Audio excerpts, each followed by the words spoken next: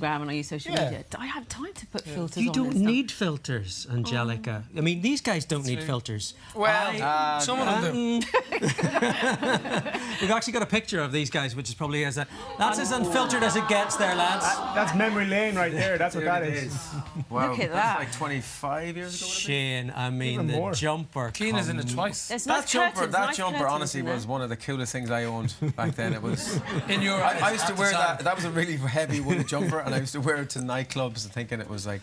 It was cool. And that yellow Sonetti shirt I have on as well in that. And I was wearing those tracksuit bottoms that you could just, rip off. Whip off. Love it. Oh, the buttons down the side. Bang. Yeah, they were cool. The first time actually we went to Tenerife for the If I Let You Go video. Shane knows what's coming. It was a great video. So we Next arrived question. at the hotel down to the pool. Shane turns up, walks out with, the bum bags and the flip-flops, and he had socks on.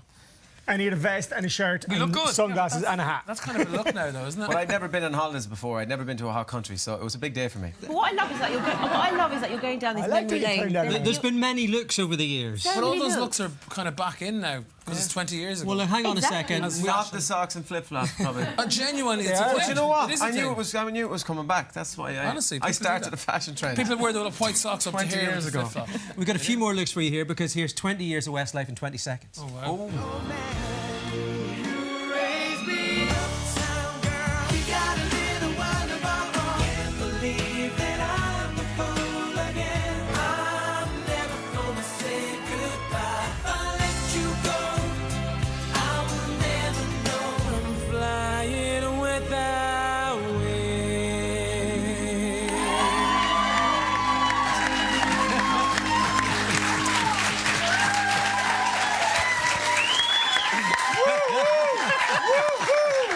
Everybody,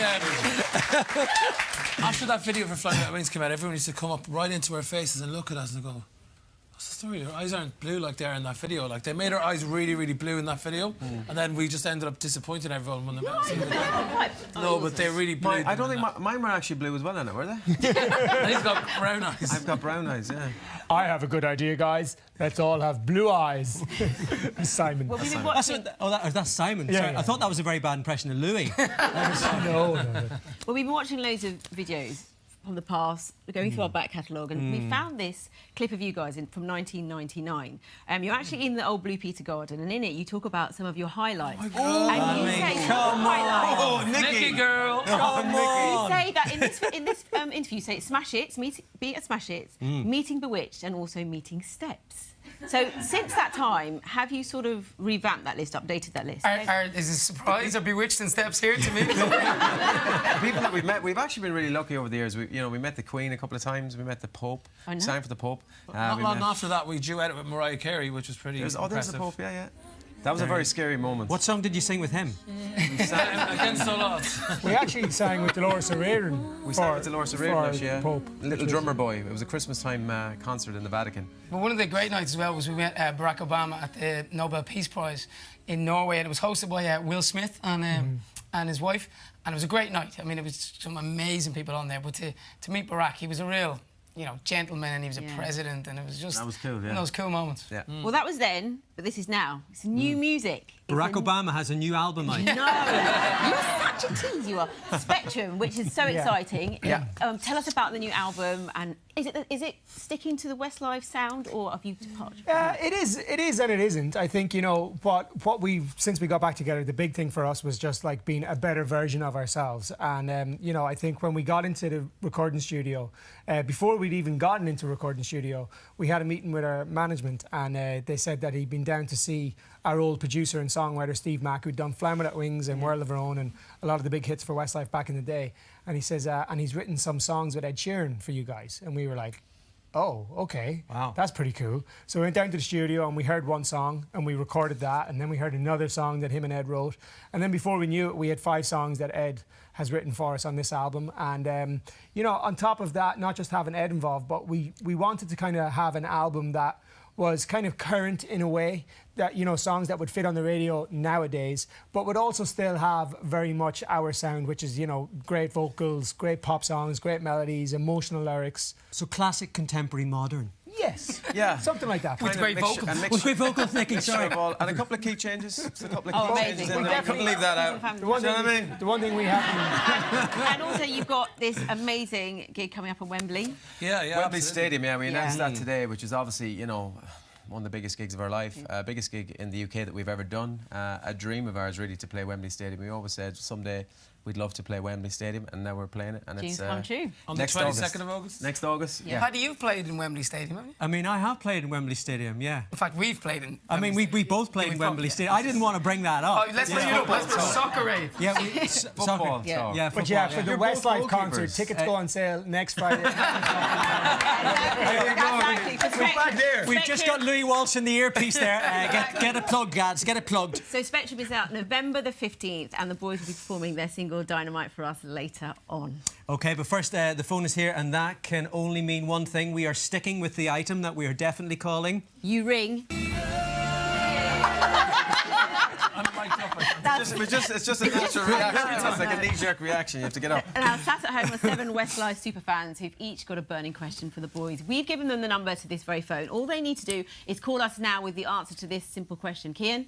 Yes, what is the name of our very first single?